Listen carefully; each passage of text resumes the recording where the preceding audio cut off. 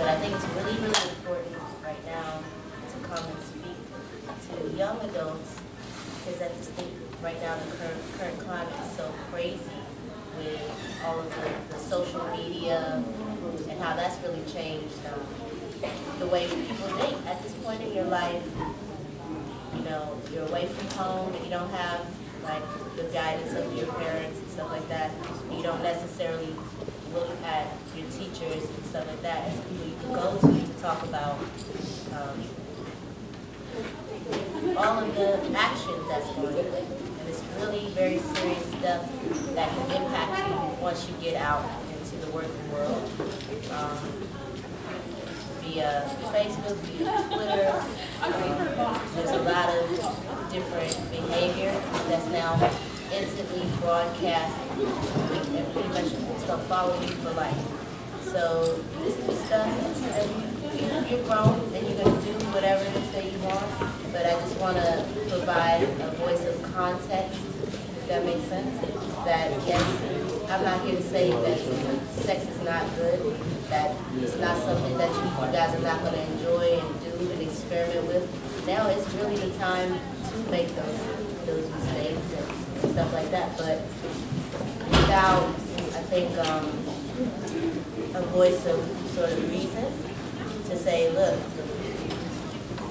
you are engaging in sexting, you are posting your, you know, hot pictures all around, you know, there's a very good chance that your future employer might see those things. You know, it's a very good chance that your parents and your family might see those things. And, you know, being labeled, it can be harmful to your self-esteem, and that's not what you're here for. So I'm more about teaching or talking to you about doing whatever it is you do with a certain self-respect. And it's pretty much, you can trust me, you can do anything you want if you handle your business correctly. People remember the girl that got around. People remember you. So either do your stuff with the townie or do your stuff, you know, and be discreet and select. I think more than anything, if you want to have a vibrant sexual life as a young woman, you want to explore, you want to take advantage of that, then you have to be very, very selective who you hang out with. That's just what it is. If they're not mature, if they're not on a level where they can handle, you know, look, I don't want my business out, that kind of stuff, then you don't need to be dealing with them.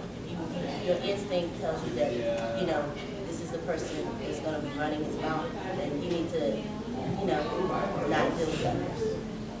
That's the closest way you can have it, quote unquote, both ways. Otherwise, you're just going around saying, well, I can do what I want. And everybody's laughing at you and calling you a hoe. And it does, and that hurts. So you can't deny that type of behavior doesn't hurt. So if you want to creep or sleep or hang out with other people, then if you are honest with the person that you're doing that with, then whatever situation you construct is going to work for you. So it's not going to be disrespect. You got to take the disrespect out of it. But for some people, they need that little edge. They like that little feeling of being slick. So if it doesn't have that, they're not really into it. You know what I'm saying? Is that the safest way to be? Is that the smartest, most considerate way to be? If you are laying down with the person, there are a host of things that can result from that. I don't care how casual your emotions are. You physically, you know, hanging out with somebody, that's as close as you really can get to a person. So if it's not worth a couple, you know, at least being on the same page, it is worth that. I think it is worth, you know, so that you can do whatever you do, knowing that you got that. If she want to catch feelings afterwards, that's one thing. But you can feel, you know, cool with yourself that you told her where you were at. You know what I'm saying? Like you said, one of them said, I think you said, people tend to catch feelings with that friends with benefits situation, whatever, because it's chemical. We're animals, so when we exchange in intercourse, we connect. You know what I'm saying? You leave, I like you. You know, that was cool. You know, whatever. So it's not like it's not a game. It's like it has a basis in reality. You understand what I'm saying? After that, you know, you can kind of operate with a clean conscience, I think. So, just a good way to be as a young adult. It's just not cool just to go around and, you know that you have someone's heart or their feelings, you know, involved, and you just don't respect that. Like, I just don't think that's cool. It was something where you just like hooked up on a random versus you used to go out with me and my ex, or it used to be, you know, friends of us as a couple. That's when you start to get into that kind of gray area of cool, because that definitely means that somebody was clocking while the couple was in session. It's not, it may not be fair, but that's how you're going to be perceived. You smash this person, you smash this person, you smash my homie, my other homie, my other homie. They're going to perceive you as something that to be passed along, and not think of you as somebody that they can be seen with or settle down with or have a relationship with. As you get older, no one asks these things. Like, you know what I'm saying? No 30-something person asks another adult person how many people are. Because when you start living in the real world, in a single life, dating multiple people at a time, and you don't have to worry about being caught or creeping or this, that. And you're in this, for example, a city environment. You can date someone here, and nobody know anything. And you're doing that year after year after year. Those numbers add up. Those numbers add up. How you carry yourself? You know, how you feel about what you're doing. You know, if you cool with it, then you don't have to tell anyone anything. Like, if someone asks you how many people you slept with, you know, I would be like, wow. You know, I think that's more of a reflection of their insecurity.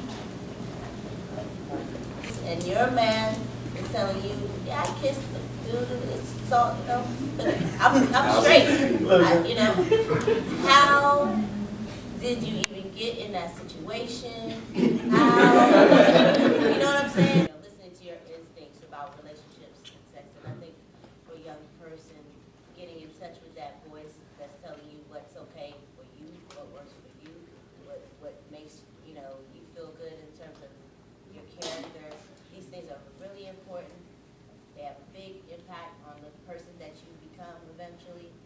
And I'm really, really glad that I had a chance to just witness, you know, young people in the way that they think, and I feel very positive about today.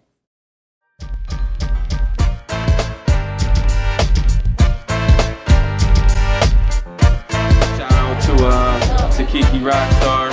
She's doing real big things. Kiki Rockstar, shout out to her. I really like that woman. She's real cool. Kiki had a lot of good advice to share with the college students. She's a little more mature, and she has had a little more time to think things out. And she gave some advice on how to handle your love life and your sex life, and still show good character and protect your reputation. And I think she gave overall helpful advice, especially for the ladies. So I think tonight is a good